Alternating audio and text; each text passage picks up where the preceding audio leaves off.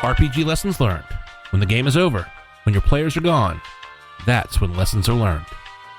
We're at RPGLL Podcast on Twitter, Instagram, and Facebook, rpgllpodcast@gmail.com, and check us out online at rpglessonslearned.com.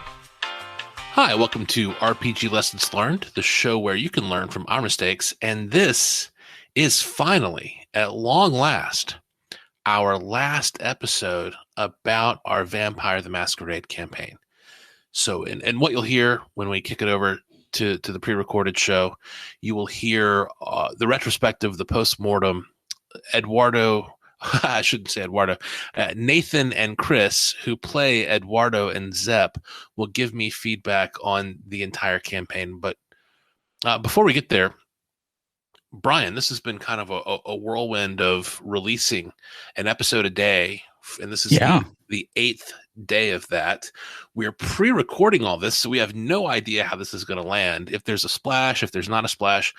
But I do want to comment for listeners, there's a good chance, if you haven't seen updates from us in a while, and suddenly you've seen 8 in a row, and maybe you're listening to this episode, we should tell you that those alerts over the last 7 days were not fake. We really have released 8 episodes, one a day. So if you want to get caught up in the Vampire campaign, you need to go back to episode RPGLL 105, the 8th session of Vampire the Masquerade, and that is the one we posted 7 days ago.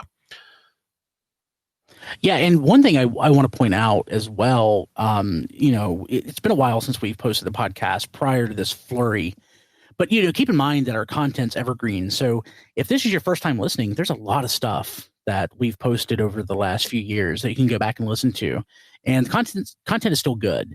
And if you have a friend who in this, pandemic who's gotten into, tabletop or RPGs, send the link along to them. Let them know about the show. There's a ton of stuff that, they might be able to get some use from. Yeah, we should talk about what's upcoming as well. And I'm not going to lie. This is not a restart of RPGLL. We're not going to go back to weekly episodes. We just don't game often enough for that. In fact, I haven't gamed in quite some time. Ooh, ask me, Brian, about Martin's game, and I'll catch you up on that briefly. But I do. So these episodes will be out and done. Huge weight off my chest. Oh, so happy to get the Vampire campaign out there and done. Brian, Mike, and I recorded Terror on the Guitaro, an actual play. We recorded it even before we went to Mace, for me to play that game at Mace. We have an episode of the podcast about the Mace game, but Brian, Mike, and I had recorded our playtest in D&D 5th edition before Mace. I would like to edit that and release that. This Vampire campaign that we just listened to, I'm working on a PDF of that campaign. I'm going to put it out on DriveThruRPG for free. Follow our Twitter, follow our Facebook, look for an announcement of that upcoming. I'm going to edit the playtest that we did of Terra and Guitaro. I'm going to get that out. I want to get a PDF of that adventure out for free, probably on basicfantasy.org, where the Basic Fantasy role-playing game is released. There's more stuff I'm going to do with RPGLL. RPGLL is not dead. But we reached this point, Brian, where we caught up to all the games we'd ever played. And I didn't want to do a bunch of fake content. I didn't want to rehash content. I would rather do less frequent content that's still good and new and fresh and different with something different to say. We have a ton of content out there, and we can curate it in a way that's useful, even long after we've recorded it. So, we're going to record more episodes. We actually have another episode that we're going to post soon as well. One actually that I thought was lost. Dusty and I, and Mike as well, had planned for like a couple of years to go to a used bookstore and look through the RPG section and sort of talk about what we found. And it ended up just being the two of us. And I recorded it on my phone. And that phone, like the week after we recorded, that phone got basically destroyed or something. I forgot. That was like over a year ago.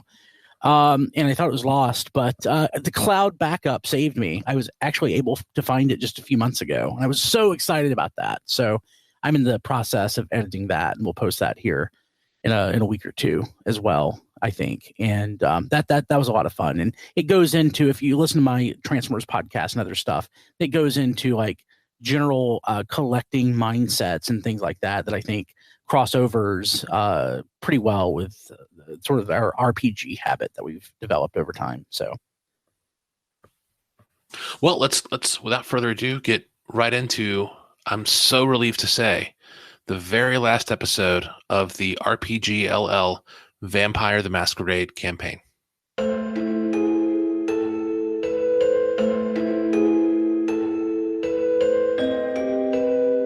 Let's talk about this campaign.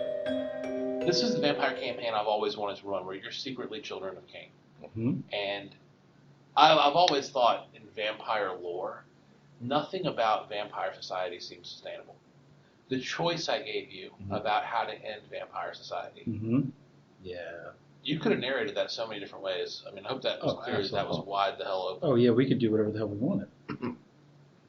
But it was very apparent when we were talking with King that he was dissatisfied with the vampires.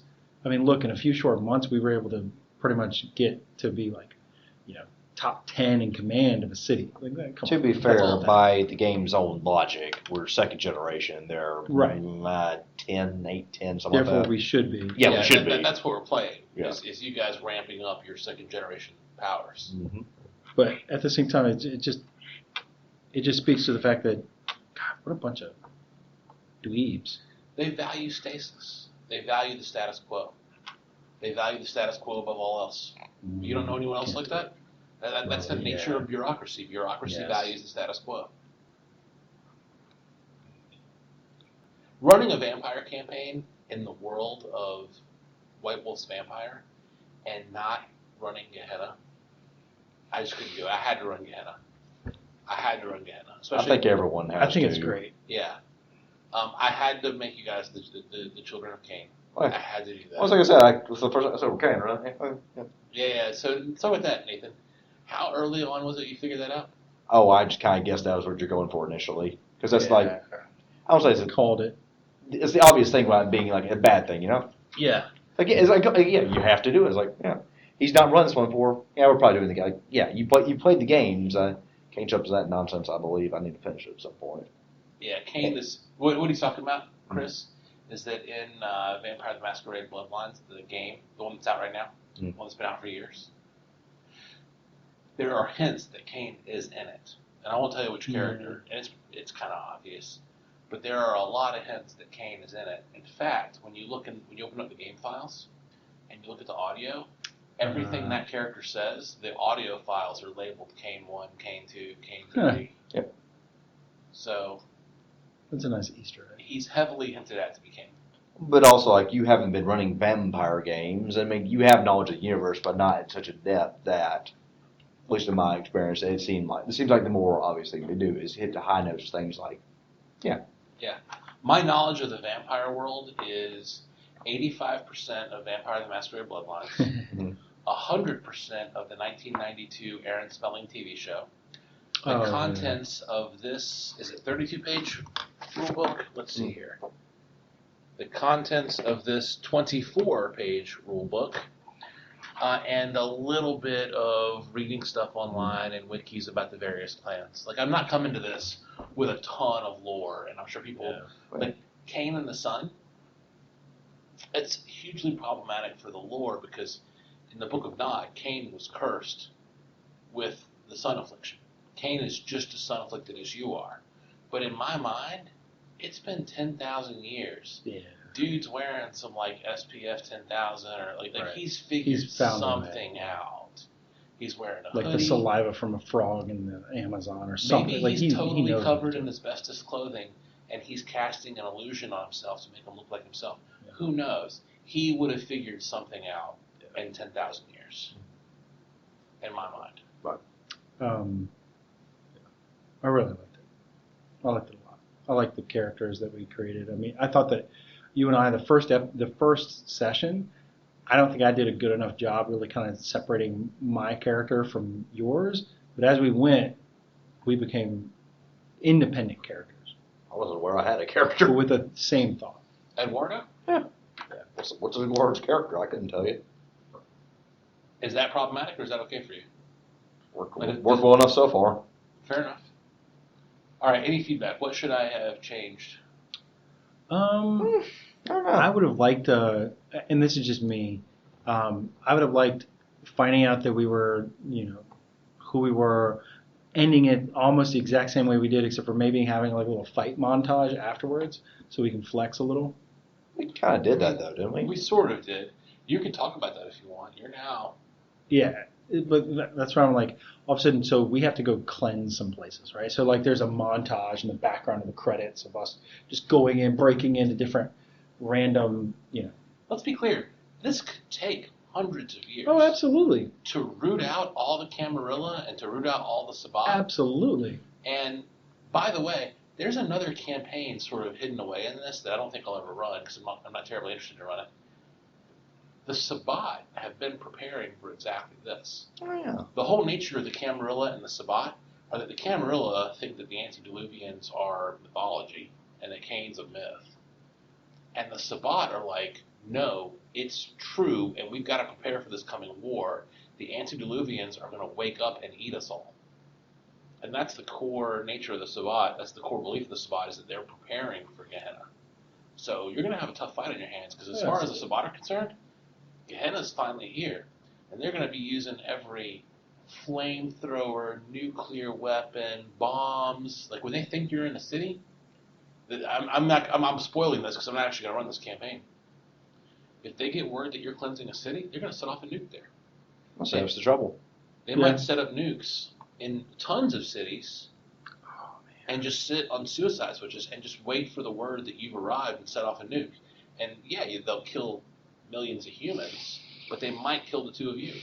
Because fire kills vampires. Is it a dead man switch if they're already dead? I don't know. Or is it inherently a dead man switch? I think it's interesting. And I don't know how that story ends, by the way. I don't. Maybe the Sabbat do kill you with the nuke. Maybe. Or we realize that after trying to attack one of their groups, and we take possession of various people and use them instead. The point is, so we never actually go anywhere. You have hundreds, if not thousands, of years ahead of you of cleansing the earth of vampires. Maybe we can buddy up with the werewolves or humans. That's an interesting notion. Just Boy, showing up. They're vampires. Don't worry about us. They're vampires. 1995. Who was that? Was that Clinton? That was Clinton. Yes, that was Clinton. Showing up in the Oval Office in 95. Yep. And just tell them, like smarten them up. Yep. We need to kill the vampires. Let's talk about the system a little bit. I like the system a lot. Do you? Yes. It's confusing as hell to begin with because there's so much role playing versus fighting. But once you get into the fighting, it becomes super easy. The only thing I don't like is the little amount of health that you get. So if you hit, you're going to do some damage. Yeah, that's what bothers me is combat. Yeah. Let's talk about combat first, right? In the very first session, you guys should have TPK'd. Yeah. That one vampire and those two ghouls, they got the drop on you. Are we keeping kayfabe here? No, we're not. Now that because we did TPK. Now that it's the last episode, we can tell the story. It's all a lie. It was all a lie. Everything after the first session was a lie. It's all a dream. Because we like TPK'd. Dallas. Yeah. That one vampire killed the two of you. Mm-hmm. And then I was like, yeah. We're going to redo that. First session, huh? First session, very first session. Yep. I didn't realize how lethal the combat was. Trent. And here's what combat seems to come Kane down would to. have been so disappointed. Combat comes down to one thing. Who gets the first hit? Mm-hmm. Exactly. That's it. it. That's all there is. Unless you can soak, unless you can dodge. You ain't soaking like crap. That is one thing that we didn't really... To be fair, yeah, we didn't do anything with dodge. We didn't do dodge. Well, dodge takes your whole turn. Dodge takes the whole action. Yeah. Like if you dodge, you can't do anything but dodge. But at least you can grab dodge. We did do grab like once. You did. Yeah. So the system isn't very well suited for combat. No. I'll say that. I like the flavor of the disciplines, but you guys didn't seem to use yours. Like I was constantly reminding you. Do you want to use a discipline? Have you activated your disciplines? What disciplines are you going to use? Are you thinking about your disciplines? That was more about imbuing. Yeah. I used the hell out of them, but I had to remember to imbue. But like I love the dominate. I used the dominate several times. You did. Yep. And then the obfuscate. I just couldn't find a good time to use obfuscate. other than the bar. Because otherwise it was the I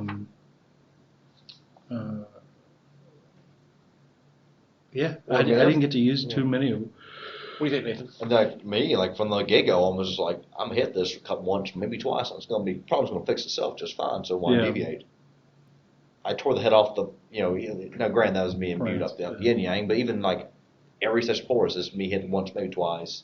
Yeah. And then due to the nature of the fall off of health versus even when I ability. remembered Soak with the Ventru, I mean, he still failed. He still failed, and with his advanced fortitude, he had 2 additional hit points. But with your 10 damage from all your stuff, too bad. And if you guys had taken out a Gangrel and if you had gotten Protean and you'd gotten the Protean claws, which I did, you'd have been dealing +1 aggravated damage. Sometimes, yeah. No, that was potent. Yes, you're Protean. Correct. If you'd gotten Protean with the claws, you'd have been dealing aggravated damage. And we could have, we just didn't. Well, you have it now. You have it all now. But I mean, like, it was. Was the story satisfying?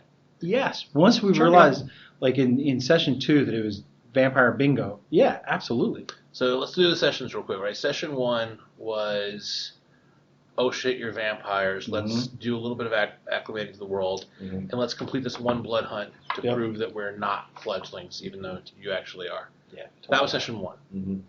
Did you feel underpowered? Did it feel tough? Absolutely. Did it feel? Yeah. I mean, we TPK'd. Did you put together that you were Children of Cain in the first session? I don't think so. I think we had that conversation after the second one. So I think we had a conversation, but I had suspicion. We're doing Lord of the Rings games. Which one's is The Hobbit? Got it. You suspected it immediately. Yeah. Okay. So you suspected immediately. Second session. Second session was, I think, the worst session. Heading up to Mooresville. I liked that one. To do an errand.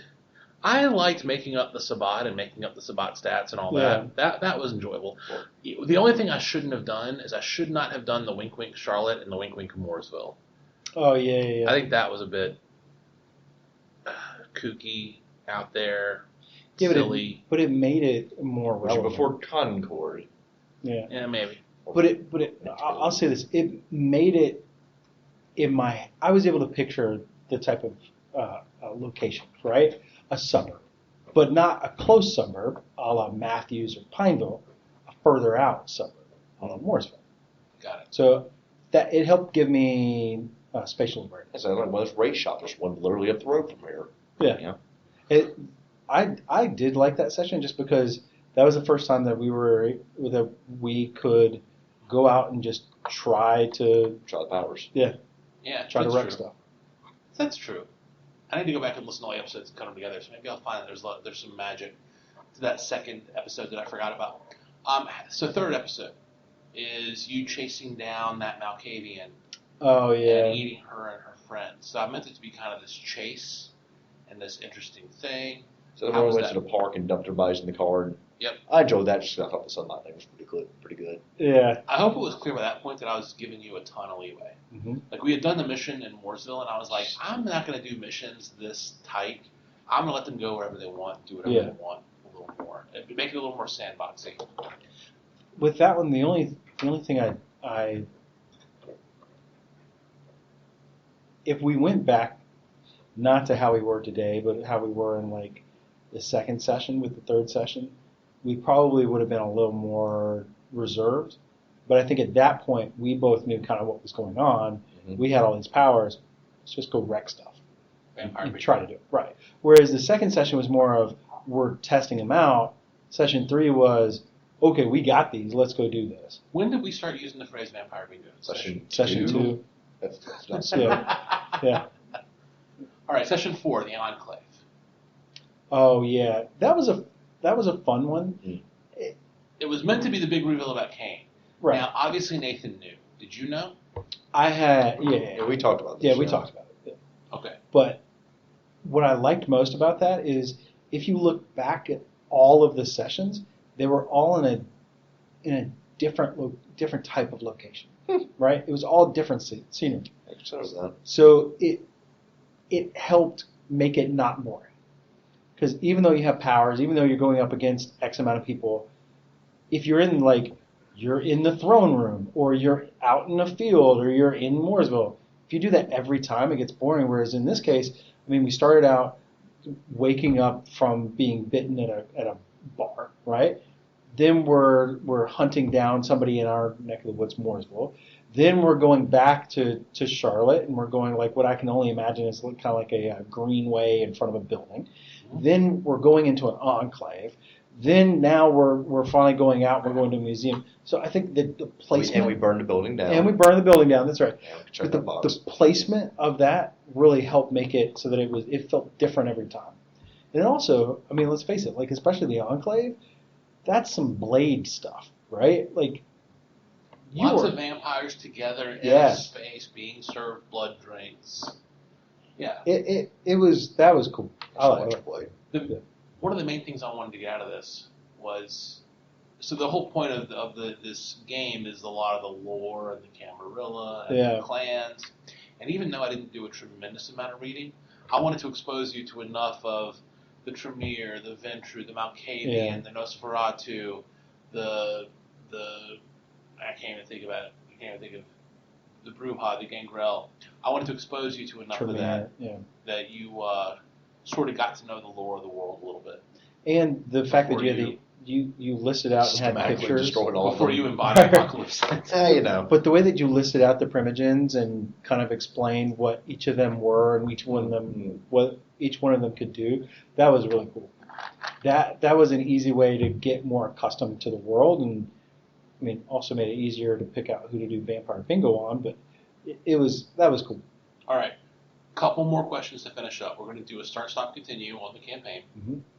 Then we're going to do a SWAT on the system, just real quick. All right, let's do start, stop, continue. So start. What did I not do at all that you would wish you would have seen? The werewolves all that nonsense would have been interesting. But Oh, yeah. Werewolves and mages and the rest of the world of yeah, the darkness. rest of it, yeah. That would have been interesting. That's fair. That's fair feedback. There's a lot of world of darkness left unexplored. I think it's fine with that. It would have been neat. Well, did you know there were werewolves and all that nonsense? I did not. Okay, yeah. Well, for me, one of the things was to see what the vampires themselves could do. So, like, we did a lot of fighting against the vampires, but it would have been neat to kind of get, like, an awe moment of them destroying somebody, like killing somebody else. So that way it would have made their powers seem a little bit less attainable.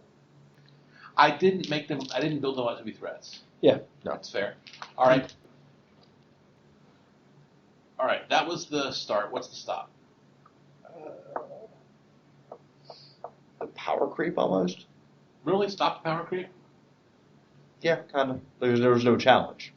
Yeah. But beyond that very first instance for Revive, everyone since has been, and I'm fine with it. Don't get me wrong. I It punch worked out good. for us. I wanted. I'm playing a fighter, No, yeah, you're right. and that's fine by me. To be clear. I wanted Tirza to be super badass. Who? Yeah, exactly. She got one punch. Yeah. I wanted They her to be all super did. Badass. And you had gained so many powers that it just wasn't that hard. Oh, is that the one you killed right at the end? Oh yeah. Okay. Yeah. Yeah, that she was the sheriff. But she was very menacing and Oh, yes. ominous to Oh yeah. begin You with. sold that. I should have stepped outside the system to give her more stuff. Yeah. But I worry whenever I break the rules like that, and all of a sudden, the rules don't apply to the GM. He can do whatever the hell he wants. Then I feel like I'm cheating. Now, But it works come on now. for us and it half works half against us. HP, double the attack power, or whatever the Yeah. adage Right. was. Honestly, though, sometimes it works for us. Like the first game and the would-be TPK, and then sometimes it works against us. Like if she would have had more, or because she didn't even soak. We forgot about soaking for her. Yeah, I know. But Doesn't we really also matter, didn't though, but- dodge. And the way that I kind of looked at it was, If my system mastery had been higher, maybe she would have been more of a threat. But to Nathan's point, maybe the Diablerie rules should be a little less extreme. right. Like maybe that you can only improve one trait per vampire. Yeah. Maybe you get fewer dots of abilities and skills. But Because we would have just killed more. I almost think if we'd gone some other than Bruja to begin with, this would have been very different. Because you had the poke. Because I had the potence from the get-go, and again, we all caught that Right. point, but But if we would have gone up against Tremere to begin with, oh dude, Yeah, probably. But because the system is based around degradation of ability based on your health, you get a good punch in to begin with, you're now at a, in terms of, Huge disadvantage. You get a -2 to your rolls. So it goes back to whoever attacks first. It's a death spiral. Yep. It's a death spiral, and the first hit tells. And I don't like that. I would change that somehow. I'm not sure how. I did like it, but only because we hit first. Yeah. There's that. Okay, combat. So stop is combat, and I agree with that. Continue. What did you like about this game? The powerful thing, I also enjoyed the thing, you probably should stop. Yeah. Because it's not sustainable enjoyment. I enjoyed it within the scope of this game. Right. Okay, so for 5 sessions, it's fun. It's Oh, fun. yeah. Yeah. Beyond that. Oh, yeah, 5 sessions. Oh, I'm just going to delete this problem. 13 sessions in. Okay. It's like playing Doom with the cheat codes. Like, that's Yeah. really Completely valid. fun. Yes. It's really fun for the first world or couple two. hours. Exactly. fair. Exactly. Duke Nukem or something. Yeah, but All right, SWAT on the system. What are the strengths of this quick start system, this D6 based system? only D6.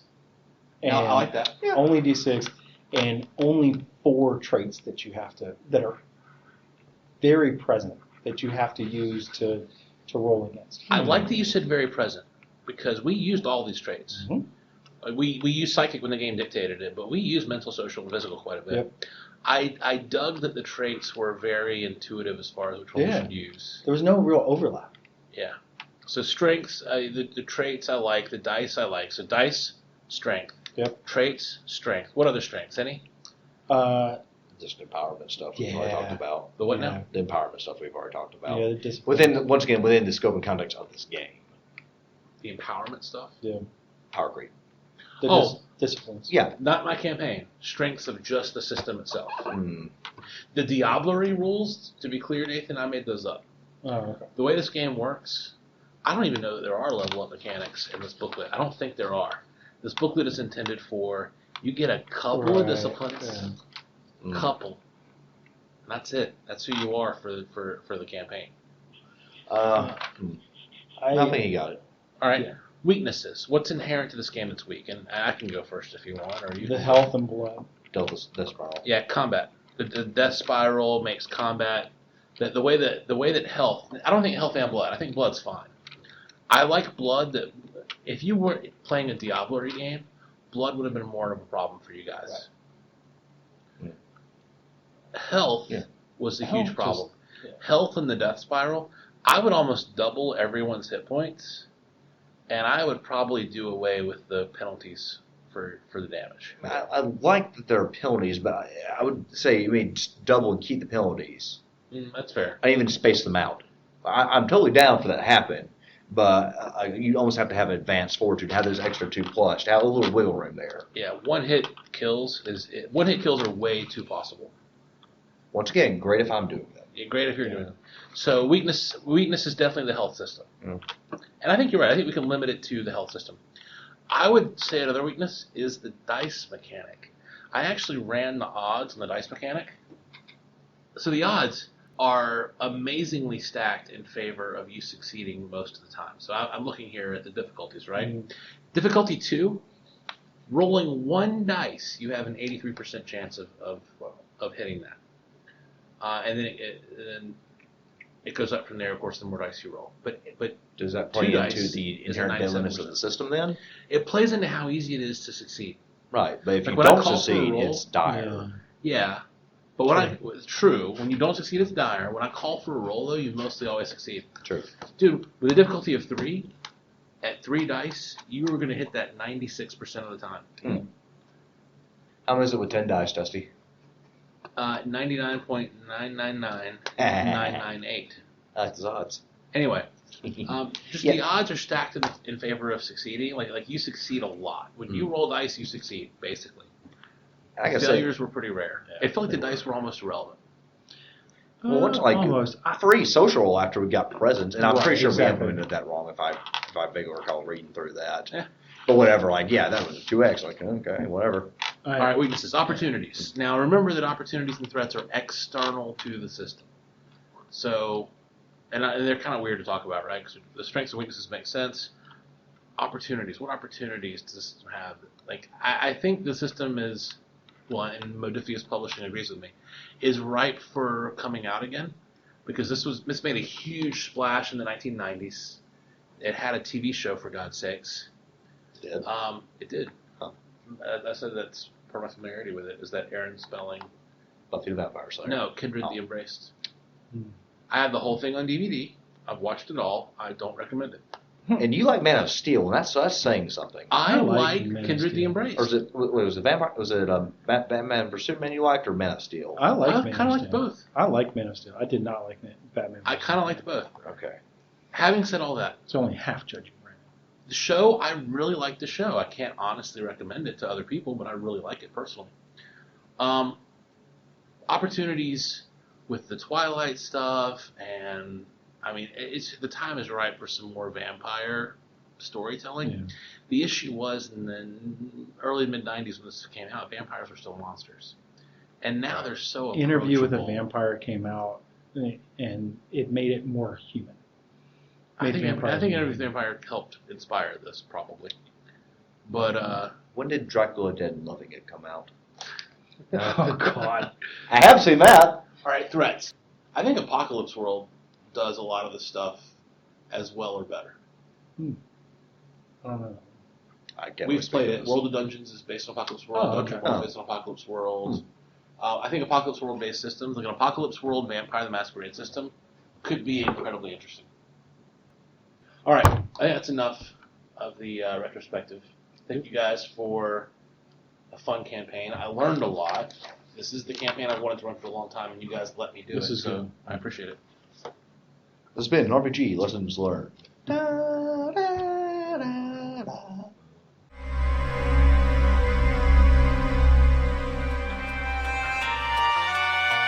People call them postmortems, evaluations, appraisals, reviews, retrospectives. We call them lessons learned, and we're sharing ours with you.